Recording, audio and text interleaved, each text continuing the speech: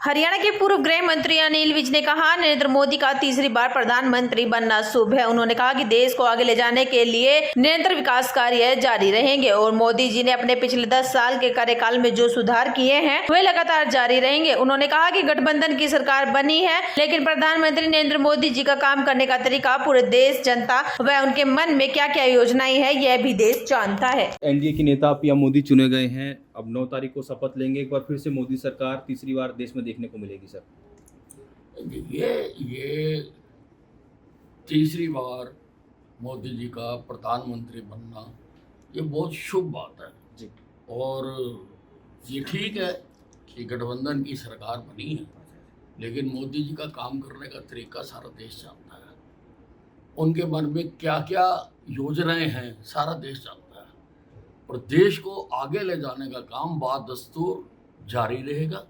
जो सुधार उन्होंने अपने पिछले 10 साल में किए हैं वो जारी रहेंगे और देश नई बुलंदियों को छुएगा। सर, विपक्ष की बात करें, इंडिया गठबंधन काफी खुश नजर आ रहा है लगातार, और बीजेपी पर हमला बोल रहा है कि 400 पार का नारा दिया था, 300 भी नहीं पहुंच पाया इंडिया। नहीं, कई बार इतिहास में पहले भी हुआ है जी। कि झूठ जीत जाता है और सच हार जाता है। ये पहली बार नहीं हुआ, लेकिन समय की कसौटी पर हमेशा सच ही पास हुआ है, झूठ कभी पास नहीं हुआ। आप देखिए ना कैसे कैसे झूठ बोलकर इन्होंने फ्रॉड करके, धोखा करके इन्होंने लोगों की वोटें ली है। That is crime. आपने कार्ड बांट दिए कि हम 1-1 लाख रुपया देंगे। महिलाएं बेचारी लाइनों में लगती फिर रही हैं, कांग्रेस के नेताओं को ढूंढ रही हैं कि वो कहाँ गए 1 लाख रुपए, 1 लाख रुपए दो। और कई प्रकार के संविधान, बताओ कहीं पर किसी लेवल पे संविधान को बदलने की बात नहीं हुई। और राहुल गांधी जी संविधान लेके घूम रहे हैं। अरे जब तेरी दादी थी, तेरी दादी ने कौन से संविधान की कदर करी? क्या नहीं किया तुम लोगों ने? क्या लोग कांग्रेस की डीएनए को जानते नहीं है? कांग्रेस ने कोई ऐसा वो कुकर्म नहीं है जो कांग्रेस ने ना किया हो।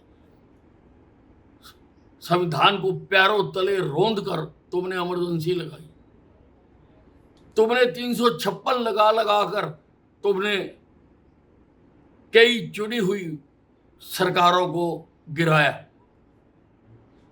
अखबारों पर, मीडिया पर पाबंदी लगाई। हमने तो वो समय देखा ना, हमें पता है कि किस प्रकार से अखबार छपती थी, बीच में से खबरें उठी हुई होती थी। एक थानेदार को पावर थी कि वो जाके जौन सी खबर उठाना चाहे बीच में से उठा रही। लोग द्वारा इनको किसी भी हालत में वो नहीं देने चाहते।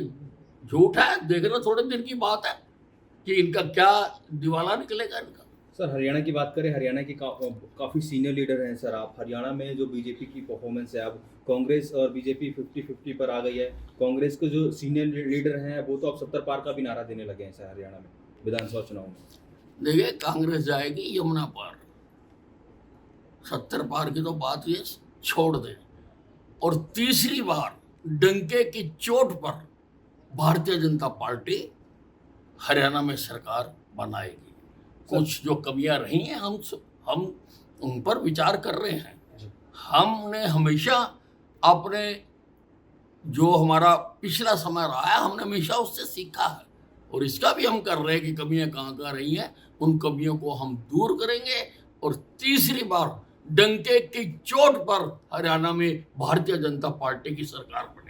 सर, एक बड़ा दावा आप कर रहे हैं कि तीसरी बार विधानसभा चुनाव में अब बीजेपी की सरकार बनेगी, पर सर लोकसभा चुनाव में जिस तरीके का वोट शेयर की बात करें, परफॉर्मेंस की बात करें, जिस तरीके से रही है सर, तो कहाँ कमियां रही, कहाँ? देखिए, मैं बता रहा हूँ कि देखिए ये हमारा सिस्टम है, पार्टी है हमारी जी।